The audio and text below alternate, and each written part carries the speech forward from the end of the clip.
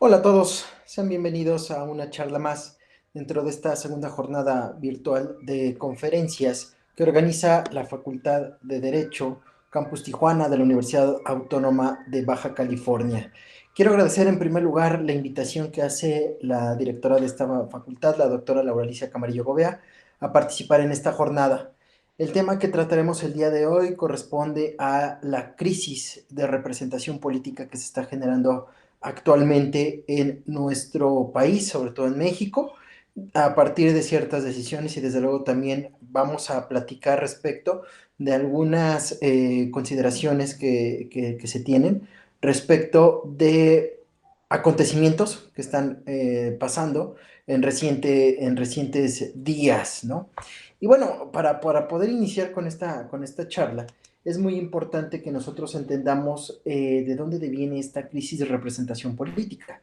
Esta crisis de representación política no necesariamente se basa en algunas situaciones de carácter o con instituciones políticas tales como el Instituto Nacional Electoral o los propios partidos políticos, ¿no? Que se encuentran en estos momentos contendiendo por cargos de elección popular, sino que esta crisis de representación política trasciende más allá de este tipo de fronteras, es decir, que tenemos prácticamente crisis de representación política no solamente en instituciones electorales, sino que también tenemos crisis de representación política dentro del Poder Ejecutivo, dentro del Poder Judicial y por supuesto también dentro del Poder Legislativo.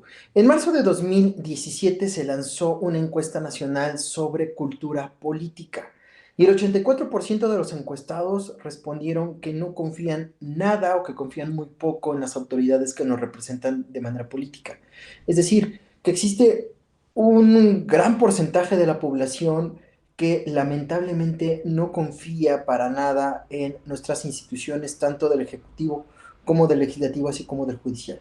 Y bueno, para entender esta situación, es muy importante que nosotros comprendamos a qué nos referimos cuando no confiamos prácticamente en una institución de esta naturaleza. Y me refiero a que esta desconfianza se deriva prácticamente de los nulos resultados o de los resultados poco palpables en ciertas situaciones, sobre todo en seguridad, en el crecimiento económico, en los salarios, en los empleos, en educación, en la salud, en el medio ambiente. Es decir, de necesidades primordiales que debe de cumplir o de que debe de satisfacer, en este caso, los gobiernos o las autoridades e instituciones encargadas precisamente en combatir o en mitigar este tipo de situaciones, ¿no? Las cuales, pues, desde luego, no tenemos esa percepción, ¿no? Tan natural como, por ejemplo, la podría tener otro tipo de instituciones, ¿no? O instituciones de carácter internacional o medirnos respecto de otro tipo de países o gobiernos en otras latitudes del planeta Tierra, ¿no?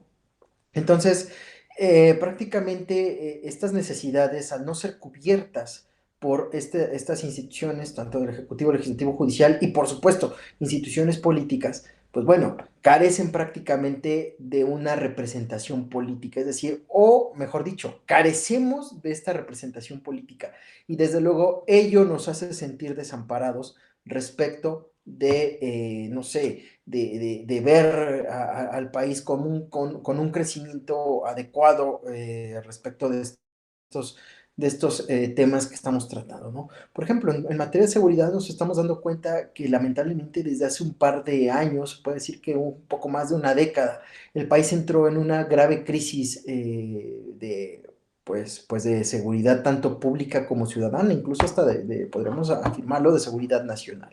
No, lamentablemente no se ha podido atender este tipo de situaciones y lo que ha logrado esta situación o lo que ha logrado precisamente esta guerra, ¿no? En contra de ciertos cárteles o grupos delictivos, ¿no? Pues es prácticamente una crisis política respecto de lo que es la seguridad. Es decir, no nos sentimos seguros en ningún rincón del país. A pesar de que tenemos, por ejemplo, la encuesta nacional sobre percepción a la delincuencia, la famosa ENVIPE, ¿no? Que genera el INEGI, lamentablemente no siempre nos sentimos prácticamente muy bien protegidos, ¿no? Por las instituciones encargadas de dotar de seguridad pública, ciudadana o incluso nacional hacia el propio país, ¿no? Entonces, pues lamentablemente la lucha a este tipo de situaciones pues es hasta cierto punto incipiente, no es notoria, no se ha visto que esté bajando la delictividad, ni mucho menos, y ello hace que este sea uno de los principales factores por los cuales nosotros no podamos confiar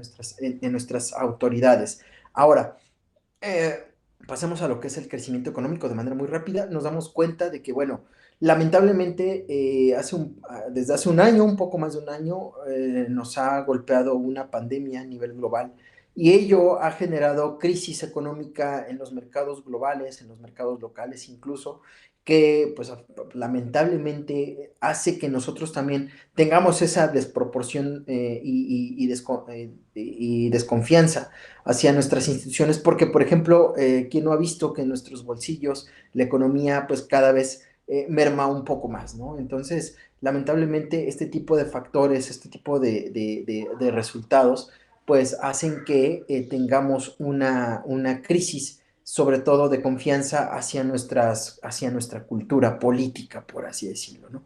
Ahora, prácticamente todo esto tiene que ver con algunas situaciones y algunas consideraciones, hablando prácticamente de lo que es la representatividad que tienen, por ejemplo, nuestros gobernantes hacia con nosotros, ¿no? Y pues para poder entender esta situación es muy necesario que hablemos de tres tipos de situaciones. La primera, la representatividad, es decir, ¿cuál es la democracia representativa que nosotros tenemos en este sentido? ¿Quiénes nos representan? ¿Quiénes son nuestros representantes ante las diversas instituciones y organismos que se encargan prácticamente de velar por nuestros derechos, por nuestras prioridades y desde luego también para satisfacer nuestras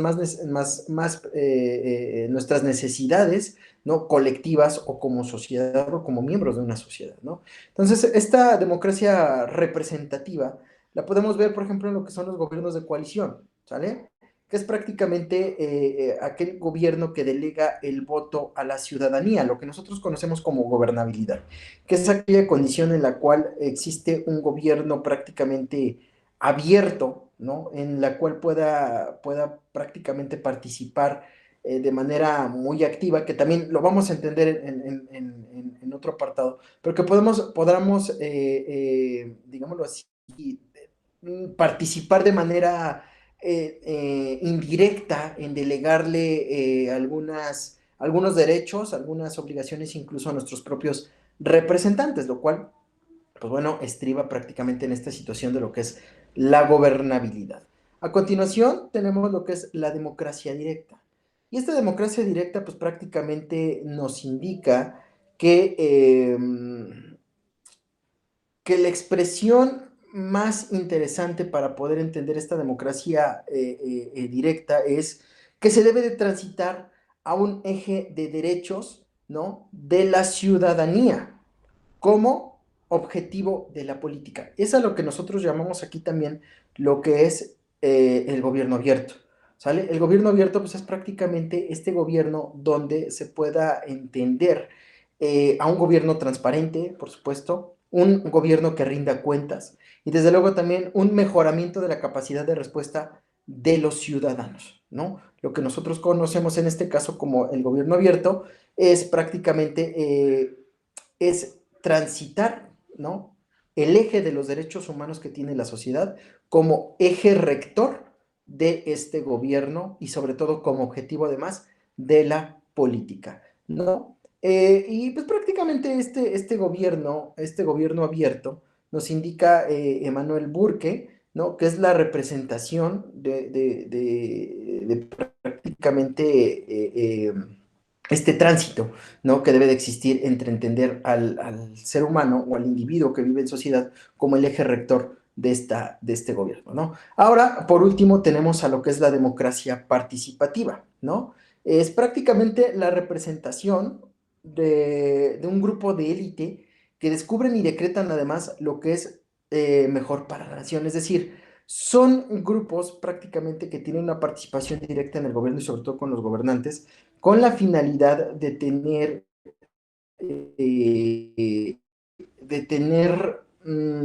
digámoslo así, un buen gobierno, ¿no?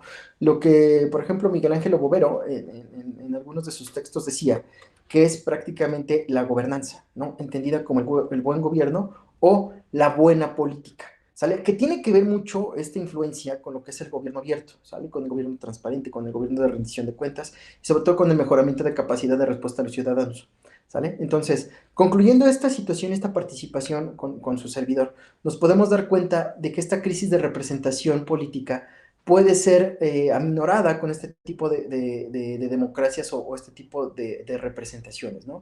Insisto, democracia representativa, democracia directa y también democracia participativa. Si nosotros conjugamos estas tres democracias para poder generar un buen gobierno, prácticamente vamos a tener una gobernanza, un gobierno abierto y desde luego también una gobernabilidad que prácticamente mitiguen de manera directa y efectiva, además, esta situación de la crisis de representación política, ¿no?